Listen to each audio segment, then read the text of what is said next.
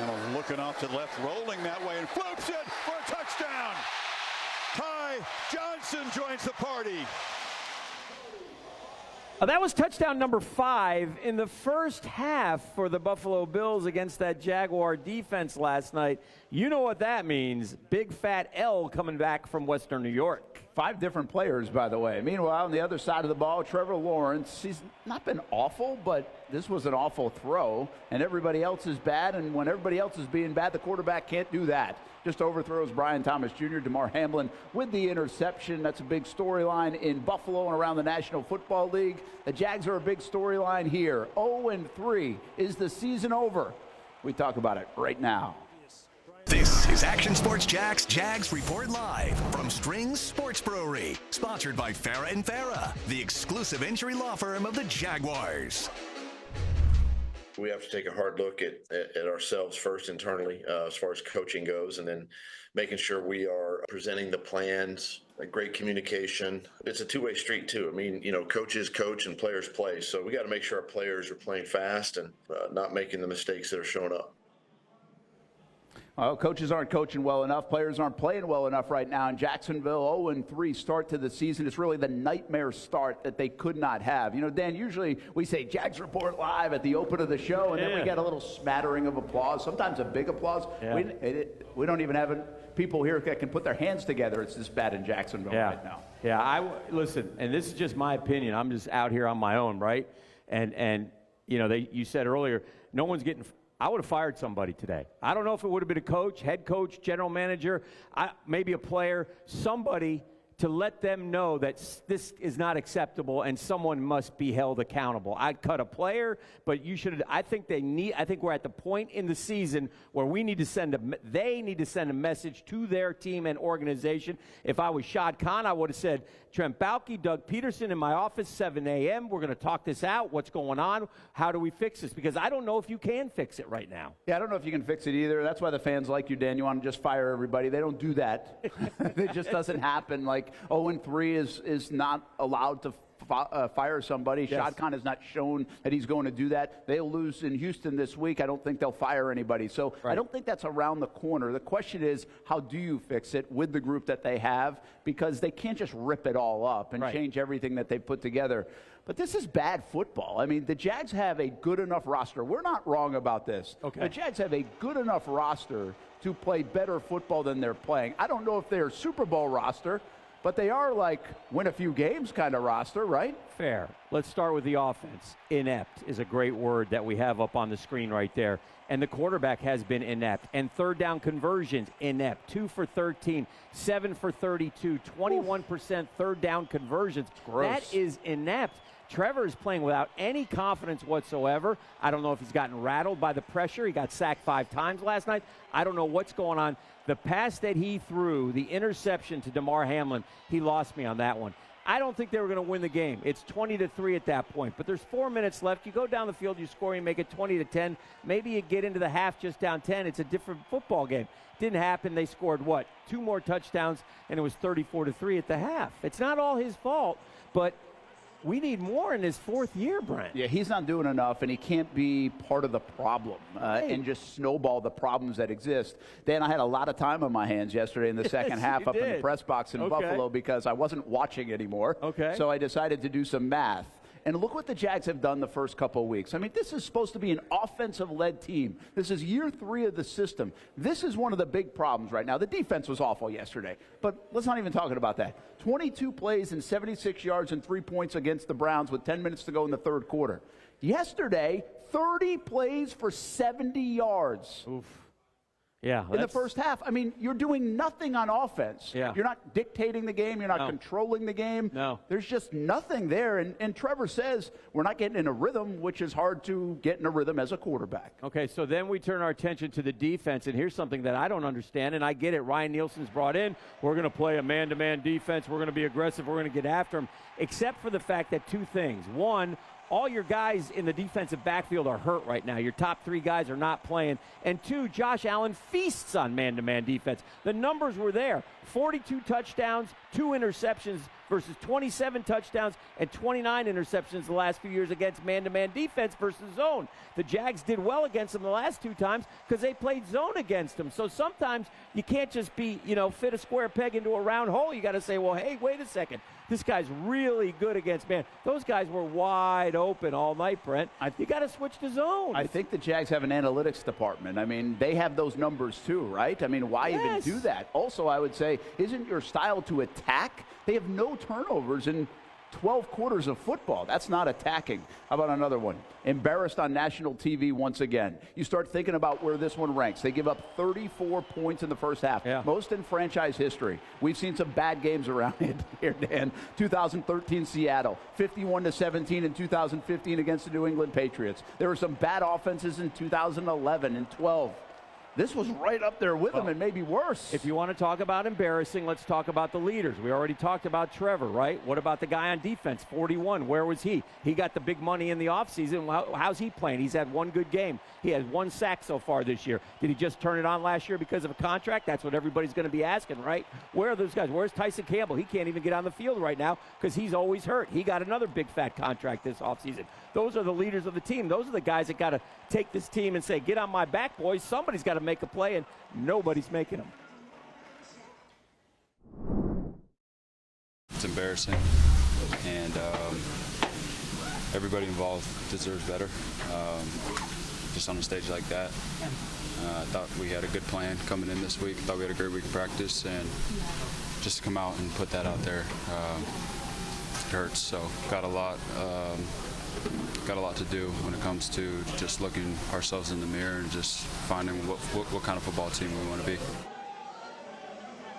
Listen, I know people are tired of hearing those kind of comments when you lose. There's been a lot of losing around here. I mean, what else are they supposed to say? They've got to go back to work. They got to believe in what they're trying to do. If they don't have hope, how the heck is anybody going to have hope? But that being said, they do need to jumpstart this thing. They need to change. Doug needs to change something in practice tomorrow when they go back to it. He has to either yell a little bit more, say something a little bit different, start with a different practice drill. I don't know what it is, but what he's doing is not working. They've lost 8 out of 9 football games. Yeah, I've said it a million times, and I'll say it again. It's a results-oriented business. If you're not getting the results, something's got to change, and the Jaguars got to decide what they're going to do to make changes. I'll tell you something else I didn't understand last night. The Jaguars come out, their starting defense goes out on the field, and Josh Allen looks like a varsity quarterback playing the JV. I mean, he could do anything that he wanted to do. And I see, again, I'm not knocking the guys. They're out there trying, but I thought we had depth on the defensive line. We got Tyler Lacey out there. We got Yasir Abdullah playing at linebacker, man.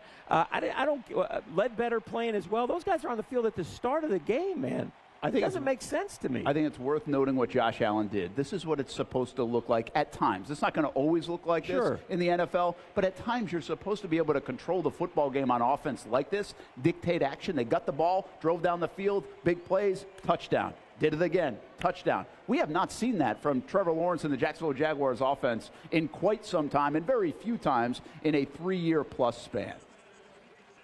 It's time for the game plan, sponsored by Everbank. All right, so here's the deal. The game plan is very simple. This team needs to find a win. I mean, I feel like we've done this in the past before, right? Just need to win because winning cures a lot in the NFL. Yeah. So if you find a win, and I know the odds makers probably say they're heavy underdogs, and they should be against Houston, just find a win. I mean, they got to find a win soon, Dan, so they can at least make this show feel a little bit better. I tell you, they better come out and play some zone defense on Sunday because Houston's receivers are markedly better than Buffalo's receivers, who are basically considered average in the NFL, and they tore up our defensive backfield last night. Jarrian Jones got injured. I think he'll be okay, but he did hurt his shoulder. Tyson Campbell, I don't know if he's going to come back, right? Is Savage going to come back this week? They need some help. The safety play hasn't been great, so a lot of challenges. Lean on this. You ready for this graphic? Yeah, I'm going to give you something, all right? Okay, good. The Jags' worst losses under Doug Peterson. Okay. So let's go back to the bottom of that list, right? 20 points to the Texans. After they lost to the Texans last year by 20, they won 5 games in a row. All right. 2 years ago, after they lost to the Lions by 26, they won 6 games in a row, including a playoff game over the Chargers. All right. Last year, when they lost to the 49ers by 31, they went and beat Tennessee and Houston in must-win games to get to 8-3. Okay. I'm projecting a major win streak coming up here over the next couple of months. If that's the worst loss, then they might go on a 10-game winning streak then. I mean, if you extrapolate it forward, so we'll have to wait and see. But Trevor has lost 8 in a row. Ooh. This is just one you kind of throw in the garbage. You watch it, and you obviously make the corrections, but you move on as quick as possible. And we got a day less than normal anyways. We got Houston. It's a good week for a short week, in my opinion. We need to move on, and we need to flush it. Listen, I think that the Jags had reason, Doug Peterson had reason to let go Mike Caldwell last year, the way that defense finished up. But there was one thing I was nervous about when they changed the defense. Yeah. One thing Caldwell's defense did was get the ball. Yes. They got a ton of turnovers the last 2 years. Okay. Now you bring in a new defense. A little bit of that is fortuitous. Yeah. And you get luck, one, and then they start coming your way. But if you're going to wear hats around the building that say attack, that means attack and go get the ball. Yeah. The Jags, they had 2 opportunities yesterday, didn't come up with it. Right. But they have no turnovers, Dan. You can't win in the NFL if you're not getting turnovers. No, and again, when your quarterbacks had the most turnovers in the NFL in the last 4 or 5 years, well then, and you're not getting turnovers, if you come out of the game minus, you're not going to win the football game. That's statistically proven over and over again. A lot of bitterness and disappointment. Just put in too much work for this, and so it's hard to understand why this is happening. Just waiting to see what it is to learn and take from it. Obviously beyond the film, I think just just when it comes to character, when it comes to living right, when it comes to doing things right on a consistent basis, because this is always a little bit bigger than what you guys see on the field. We kind of got to internally figure out what it is. Well, we marry what we just said about turnovers, and what's interesting to me is the Jags have just turned the ball over 2 times this year. Yeah. ETN and Trevor just once. Yeah. And they're still -2 in the turnover game. I just watched a play for the 5th time where Josh Allen was rolling out, and nobody touched him. Not even close. He ran 20 yards, Brent. Well, 3rd and 10, he went for 11 up the untouched. middle. I mean, it was like flag football at that point. Hey, when we come back, it's not flag football, which means there are injuries in this game, and they are mounting a little bit. And one of the better players could miss some time for the Jacksonville Jaguars, plus an update on the rookie. And maybe they do get some good news. We'll share that when we come back. We are live from Strings Sports Brewery here on a Tuesday edition of Jags Report Live. Obviously, a little bit different because of Monday Night Football. Thanks to our crew and you for being here tonight.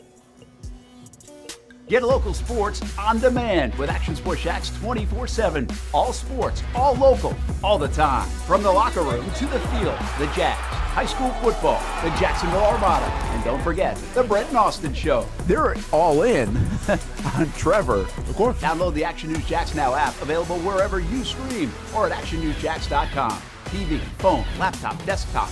Action Sports Jax 24/7. Jacksonville sports all the time. This is Action Sports Jags Report Live from Strings Sports Brewery, sponsored by Farah & Farah, the exclusive injury law firm of the Jaguars. Oh, Paul Davis, Property Restoration Experts, has joined us this evening from Strings Sports Brewery. The Jags could probably use some restoration right now.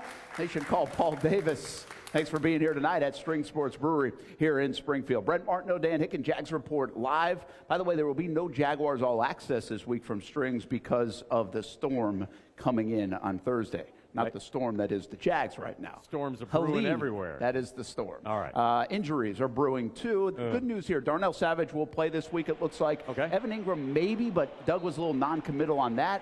And then you do have Jarian Jones with a shoulder. He should be okay, Dan, but it's a pain tolerance type deal, so we'll see how much that's hurting. You could tell he aggravated on that tackle when he came flying in. The big news is Foye Oluokun, though. Will he be able to go? Looks a little dicey, and if they don't have him, he's kind of the heart and soul of that defense. So that would be a huge loss for the Jaguars going forward as you look at some of the guys. And Anton Harrison left the game with a knee. Walker Little went in and promptly got 2 penalties. Jarian Jones, as you said, medically good. And it'll be close on Ingram. We shall see. They need him. They miss him. I think the quarterback wants him out there.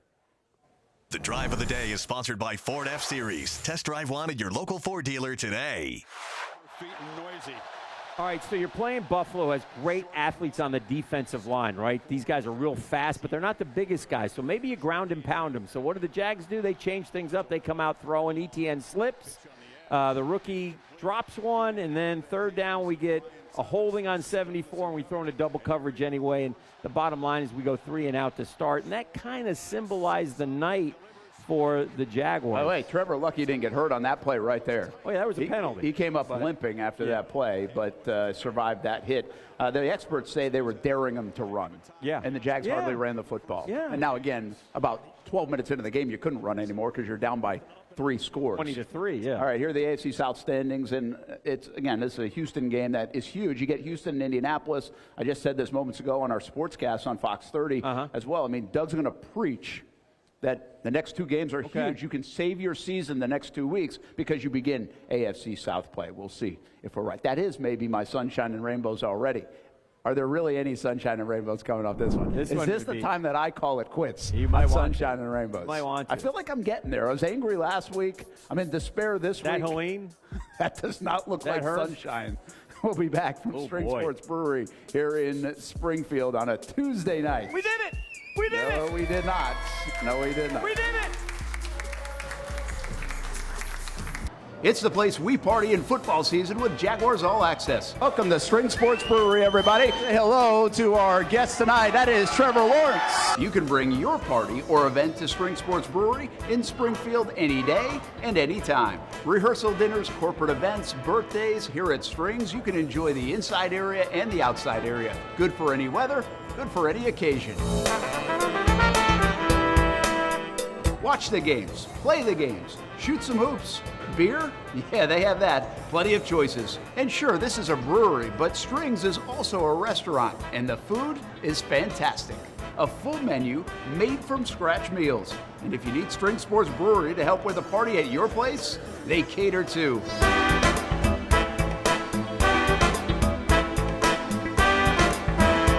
Family, beer, food, sports. Strings Sports Brewery in Springfield. This is Action Sports Jags Report Live from Strings Sports Brewery, sponsored by Farah & Farah, the exclusive injury law firm of the Jaguars.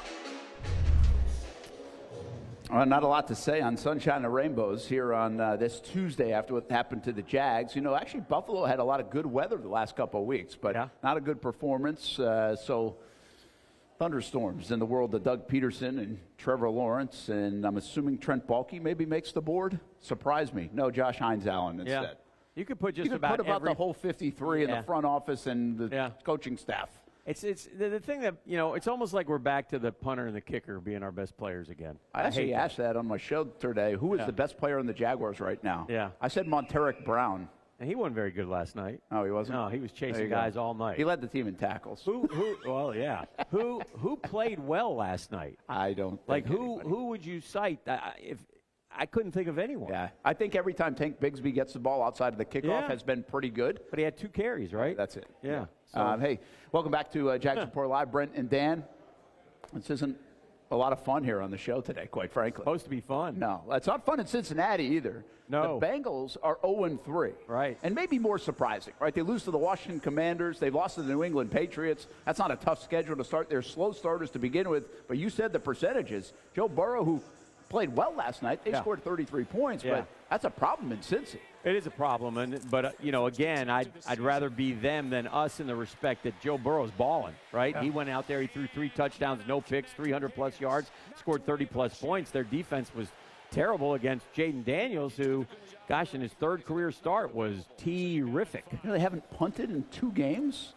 Like Cliff Kingsbury and company, they got the offense working with this kid. Yeah. And what a turnaround. Dan Quinn and the Commanders, could they change it this fast? But those are the surprises of the NFL, and maybe they're a factor now in the NFC East to some degree, but he's off to a great start. Might be the best rookie quarterback of the bunch. And you wonder why he wasn't considered more at number 1 the way he's playing, with the way Caleb Williams has been playing for the Chicago and the Bears. way LSU produces talent in the NFL, maybe. Yeah. Meanwhile, in Carolina, you think the quarterback matters? especially experience, right? Yeah. Andy Dalton, this tells you, Andy Dalton's dealing with the same stuff Bryce Young is, but he knows how to operate. He knows how the NFL works. He knows how to read defenses. He isn't better necessarily than Bryce Young talent-wise, right? But he's a veteran, and it takes that sometimes. Well, he threw some beautiful balls, and it kind of reminded me years ago the Jags were up in Cincinnati playing the Bengals, and Boomer Esiason came back from an injury, and he played a game like a pro's pro at the quarterback spot. And this throw by Andy Dalton yesterday was, I mean, that's a beauty. That's a beauty. I mean, that's just for a guy who hasn't played a lot lately. Yeah. That's a beauty. Yeah, big win for Carolina in Vegas. All right, so here's the deal. This is the part of the schedule where even if they were 1-2 or 2-1, you need to kind of go after, right? Yes. You've got the division games, and then you got the Bears and the Patriots before it really gets difficult. Right. The next 4 after that. But if you take the next 4 games, right, these are huge. I mean, this is give us a little hope. Get us back into the season. And it would, but I don't have a lot of hope when I look a little bit ahead and I see Green Bay, Philly, Minnesota, Detroit. But the reason why I say give us a little hope is because you don't know what those teams look like in a month. Fair. All right? So, Fair. Jags, just find your way and stay in the hunt somehow. Got to be in the hunt. hunt. And maybe it falls back to you. That's a Who good knows? point. Strings Sports Brewery, we are live at Jags Report Live, and we've got more to come as we'll have our final thoughts from this Tuesday evening show here on Fox 30. For the game day hustle and every day in between, juggling my show Jag Social to going under the Friday night lights and a social life, it's a daily tournament. But this ride, MVP status. The all-new 2024 Lincoln Nautilus isn't just my car, it's my personal locker room, office on the go, and VIP lounge on wheels. Let's talk tech. My profile remembers everything from customizing my dash display to setting the ambient lighting and my signature scent. And wireless charging, essential for live tweeting scores. Whether I'm packing for a beach day with friends or heading to the gym, there's space for every passion. After dominating all day, this becomes my recovery zone. The massage feature is like having a personal PT on call. Life's a non-stop game. But with this ride, I'm always on my A game. The 2024 Lincoln Nautilus. Drive your passion. This is Action Sports Jags Report Live from Strings Sports Brewery. Sponsored by Farah & Farah, the exclusive injury law firm of the Jaguars. That's our guy, John Palmer here. Can he knock down this shot? Yes, yeah. He did. Hey, hello, baby John. Did you know this, that John went to Ashland College? Did he? I went to Ashland University. They changed the name. Same school, though. Oh, you went to the same school? Same school. He played basketball there. No, clearly. he did not. He actually played football. Did he? By the way, this show might turn into a free throw shooting contest if things get worse for the Jacksonville Jaguars. Come up with something. Half hour of free throws. We got a long way to go. It's still September, baby. Long way to go. Hey, Dan, you noticed this yesterday while I was on TV in Buffalo. Watch the mascot. I mean, what's the mascot following me around? That was pregame, and this is postgame. Yeah. Yeah. I didn't even notice that. I noticed the pregame one. Yeah. Well, what was up with this guy? I don't know. He's just doing his job. He's getting some TV time. He must have known. He had a Dan Orlovsky shirt on who was calling the game. I'm a big Dan Orlovsky guy. Yeah. But not after last night. Orlovsky was ripping the Jags, wasn't he? They all were, rightfully so. I mean, it's easy to do. You have to. I mean, it was just there's only one way to go, and that's up. And hopefully they can start climbing their way out of this mess because it does not look good. And don't worry about the defense, right? It really starts with the offense and the quarterback. They have scored 40 points in 3 games. Ooh. They have not scored more than 21 points in a game in the last 7 outings. Played a good half against the Dolphins. That's First it. half. That's it. That's it. Have a good night, everybody, and a good week. Stay safe and stay tuned in to Action News Jax for all your storm coverage as well. And then we'll have Jag storm coverage on the weekend.